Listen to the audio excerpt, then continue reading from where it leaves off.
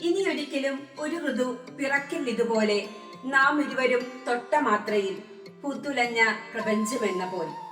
സ്വന്തം കുടുംബത്തിൽ നിന്നുണ്ടാകുന്ന അവഗണനകൾ ഒരു സ്ത്രീയെ സ്നേഹത്തിനും പരിഗണനയ്ക്കും വേണ്ടി എവിടം വരെ കൊണ്ടുപോയേക്കാമെന്ന് സമകാലിക സന്ദർഭങ്ങളുടെ വെളിച്ചത്തിൽ വരച്ചു കാട്ടുകയാണ് പ്രേമനഗരം എന്ന ഈ നോവലിലൂടെ യുവ എഴുത്തുകാരൻ ബിനീഷ് പുതുപ്പണം.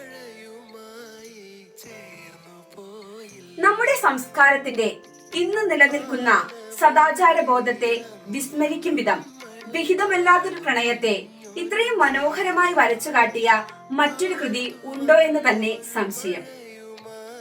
കഥയിലെ നീലുവും മാധവും സ്നേഹത്തിന് വേണ്ടി ഒന്നിക്കുമ്പോൾ അവരുടെ ഒത്തുചേരൽ കുടുംബ ബന്ധങ്ങളിൽ വിള്ളലുകൾ ഉണ്ടാക്കുന്നില്ലേ? അവരറിയാതെയാണെങ്കിൽ പോലും അവരെ സ്നേഹിക്കുന്നവരെ, വിശ്വസിക്കുന്നവരെ അവർ വഞ്ചിക്കുകയല്ലേ ചെയ്യുന്നത്? ഈ ചോദ്യങ്ങൾക്കെല്ലാം ഉത്തരം പരതുമ്പോഴായിരുന്നു ഉപേക്ഷിക്കുക എന്നാൽ കരുതലോടെ സൂക്ഷിക്കുക എന്നുകൂടെ അർത്ഥമാകുന്നു എന്ന സ്റ്റേറ്റ്മെന്റോട് കൂടെ പ്രണയമെന്ന മിഥ്യാലോകത്ത് നിന്ന് കഥാപാത്രങ്ങൾ തങ്ങളുടെ ജീവിതമെന്ന യാഥാർത്ഥ്യത്തിലേക്ക് മടങ്ങിപ്പോകുന്നത്. ഒരാൾ വരില്ലെന്നറിഞ്ഞിട്ടും അയാൾക്ക് വേണ്ടിയുള്ള കാത്തിരിപ്പിനോളം സുഖമുള്ള വേദന മറ്റൊന്നുമില്ലെന്നുകൂടെ കഥാകാരൻ തന്റെ വരികളിൽ കൂട്ടിച്ചേർക്കുന്നു.